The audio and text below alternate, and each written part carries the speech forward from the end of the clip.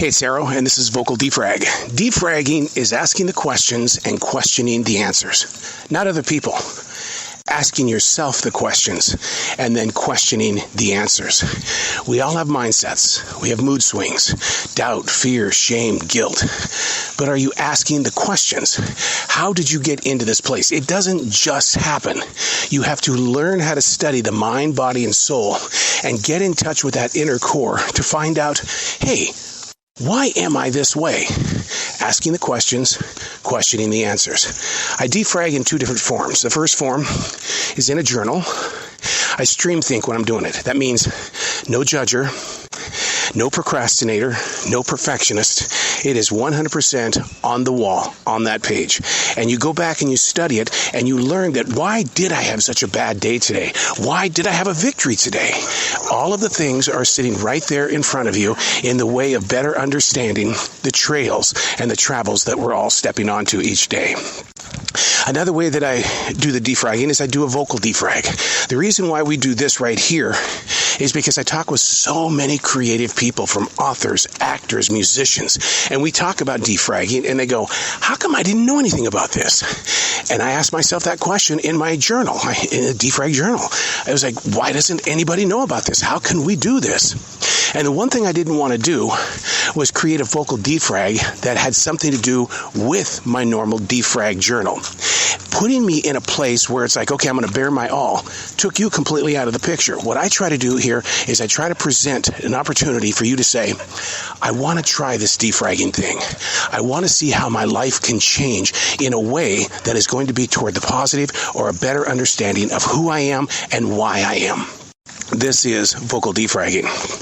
One of the things that men go through is the grumpy man syndrome. I've been studying a lot about that because my father was a very, very grumpy man. I grew up disliking my father. I always thought that he hated us. But as I grow into the shoes and the age that he once wore, one of the things that I don't want to do is to become that grumpy old man with some sort of syndrome. I've been doing some research on this, and what I've read is that it really doesn't set in until a man is 70 years old. Well, you know what? My dad was ahead of his game then.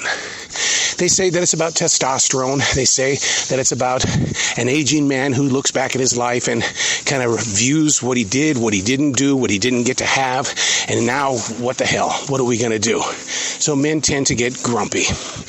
And that's the one thing I don't want to do or become. I don't want to become that man who holds on to his frowns, or that man that's so easily torched because somebody walked on your lawn. So in dealing with it, I'm asking you the question, how do you present yourself to others when you know that your mindset is not locked in on how they are delivering their energy? Daily writing helps me stay aware and stay ahead of where I want to go in mental thinking. Listen, here's the thing.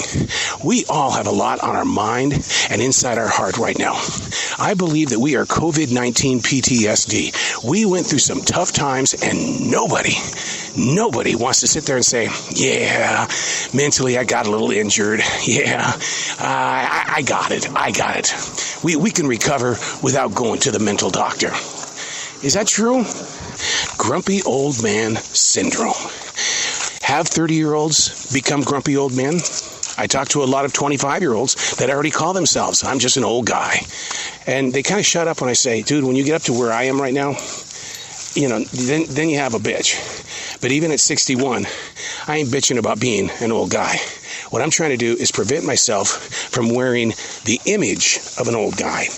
And that starts with how I present myself in public and how I present myself in the mirror, in the bathroom, how I feel when I'm daily writing or when I'm defragging.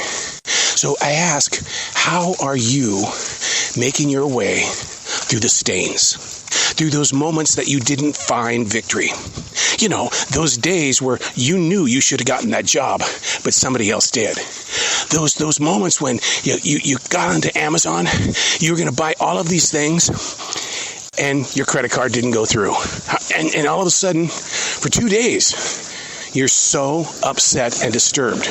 How do you make your way through your storms so that somebody doesn't call you a grumpy old man or A grumpy woman. What do they call it? Resting bitch face? Ooh. When I first learned about that didn't sit well in my heart at all. It's like, well, yeah, I can see why you call it that, but is that how you feel? And if it's how you feel, are you asking some questions and questioning answers? Taking walks like I'm doing right now. I call this a transition walk.